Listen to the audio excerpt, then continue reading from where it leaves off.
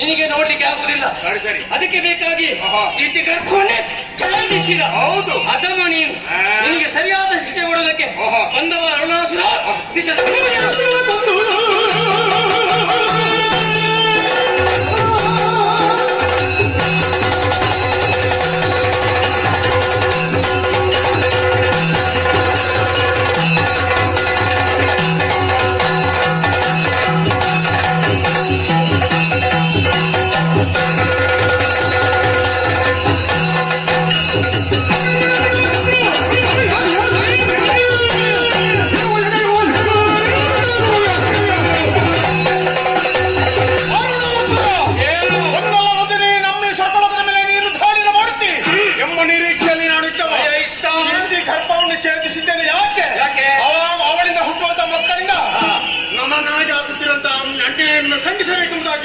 ಛೇದಿಸಿದ್ದೇನೆ.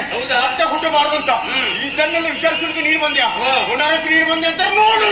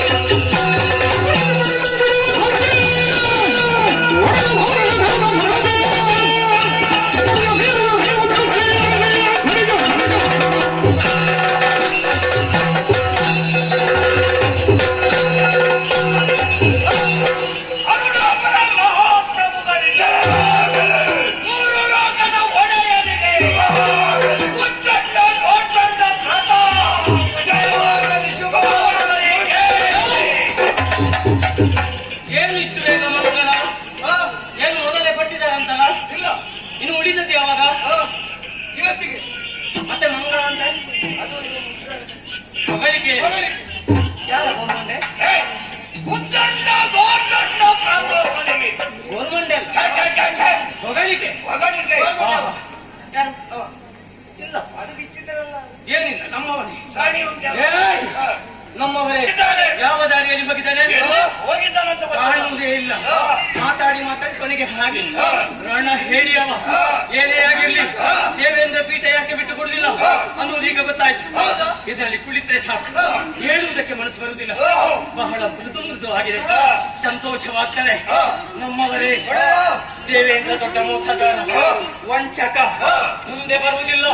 ಅವು ಏನಿದ್ರು ಹಿಂದಿನಿಂದ ಸೂಜಿ ಆಗ್ತಾನೆ. ಅವನ ಸೂಜಿ ಸಲವು ಇರಲೇಬೇಕು. ಅವನ ಬಗ್ಗೆ ಎಚ್ಚರಿಕೆಯಿಂದ ಇರಬೇಕು. ನಿಮಗೆ ದೇವಲೋಕದಲ್ಲಿ ಯಾರನ್ನು ನೋಡ್ಬೇಕು, ಏನು ನೋಡ್ಬೇಕು, ಎಲ್ಲಿಗೆ ಹೋಗ್ಬೇಕು, ಮುಕ್ತ ಪ್ರವೇಶ. ನನ್ನದೊಂದು ಭಿನ್ನಪ್ಪ. ಅದೆಂತದ್ದು? ಅದು ಇವತ್ತಿಗೆ ಮಾತ್ರ ಶಾಶ್ವತವೇ. ಇಂದಿಗೆ ಕೊನೆ ಅಲ್ಲ. ಈ ಪ್ರಸಂಗದಲ್ಲಿ ಕೊನೆಯ ಅಲ್ಲ, ಈ ಪ್ರಸಂಗದಲ್ಲಿ ಕೊನೆ. ಇವತ್ತಿಗೆ ಕೊನೆ. ಇವತ್ತಿಗೆ ಮಾತ್ರ. ಏನದು? ನಾನು ಬರುವಾಗಲೇ ಯೋಚನೆ ಮಾಡಿ ಬಂದದ್ದು. ಏನಂತ?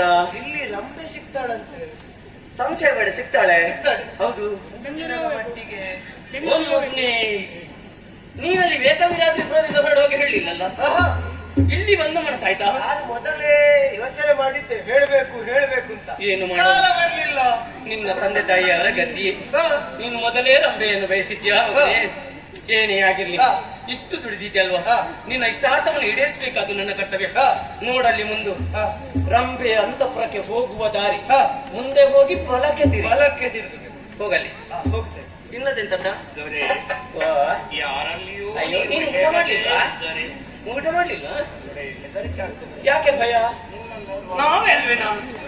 ಓ, ಯಾರಿಗೂ ಹೇಳುವುದಿಲ್ಲ ನಿನ್ನ ಆಣೆ. ಒಂದು ದಿವಸದ ಮಟ್ಟಿಗೆ 3 ವರ್ಷ ನೀನಲ್ಲಿ ಏಕವೀರಾದ್ರಿ ಕುಲದಲ್ಲಿ ಆ ಬಟ್ಟೆ ತುಳಿಯುವವರನ್ನು ಮದುವೆ ಆದ ಅಲ್ವಾ? ಅವಳಿಗೆ ಈ ವಿಷಯ ಗೊತ್ತಾದ್ರೆ ನಿನ್ನನ್ನು ಜೀವಂತ ಸುಟ್ಟು ಬಿಡ್ತಾಳೆ. ಏ ಪುಣ್ಯಾತ್ಮ, ನನಗಾದ್ರೆ ಮದುವೆ ಆಗ್ಲಿಲ್ಲ, ನಿನಗೆ ನಾನು ಕೇಳಿದ ಒಂದೇ ದಿವಸ ನಿನ್ನ ಒಂದು ದಿವಸದ ಆಶೆಯನ್ನು ನಾನೇ ಈಡೇರಿಸಿಕೊಡ್ತೇನೆ. ಇಷ್ಟು ದುಡಿದಿದ್ದೇನಲ್ಲ, ಇಲ್ಲ ಅಂತ ಹೇಳಲಿಕ್ಕೆಲ್ಲ. ಸ್ವರ್ಗ ಮತ್ತೆ ಪಾತಾಳ ಲೋಕಗಳೆಂಬ 3 ಲೋಕವು ನಮ್ಮ ಕೈವಶ ಆಗಿದೆ. ಏನು ಮಾಡಿದ್ರು ಹೇಳುವವರು ಕೇಳುವವರು ಇಲ್ಲ. ಆದ್ರೆ ಒಂದು ವಿಚಾರ, ನನಗೆ ಕಾಲ ಬಂತಲ್ಲ. ಇಷ್ಟು ಬೇಗ ಯಾವುದಕ್ಕೆ? ಹೋಗುವುದಕ್ಕೆ ಎಲ್ಲಿಗೆ? ಕಾಲ ಬಂದದ್ದು ಹಾಗೆಲ್ವಾ? ಶಾರದಾದೇವಿ ಆಡಿದಂತಹ ಮಾತು ನನ್ನ ಕರ್ಣಗಳಿಗೆ ಕೇಳುತ್ತಾ ಇದೆ. ಶ್ರದ್ಧಾ ಭಕ್ತಿಯಿಂದ 3 ಹೊತ್ತಿನಲ್ಲಿ ಗಾಯತ್ರಿ ಮಂತ್ರವನ್ನು ಪಠಿಸಬೇಕು. ಹೊತ್ತು ಯಾವುದು? ಮಧ್ಯಾಹ್ನದ ಹೊತ್ತು. ಬಿಸಿ ತಡಿಲಿಕ್ಕಾಗುದಿಲ್ಲ. ಇದನ್ನೆಲ್ಲ ಬಿಚ್ಚಿಟ್ಟು ತಣ್ಣೀರಲ್ಲಿ ಸ್ನಾನ ಮಾಡಿ ಗಾಯತ್ರಿ ಮಂತ್ರವನ್ನು ಉಚ್ಚರಿಸುವುದಕ್ಕಿದ್ದೇನೆ. ಇನ್ನು ಮುಂದಕ್ಕೆ ಅರುಣಾಸುರ ಈ ರೀತಿಯಲ್ಲಿ ಕಾಣಲಾರ. ಕ್ಷಣದಿಂದ ಕ್ಷಣಕ್ಕೆ ಕ್ಷಣದಿಂದ ಕ್ಷಣಕ್ಕೆ ಕ್ಷಣದಿಂದ ಕ್ಷಣಕ್ಕೆ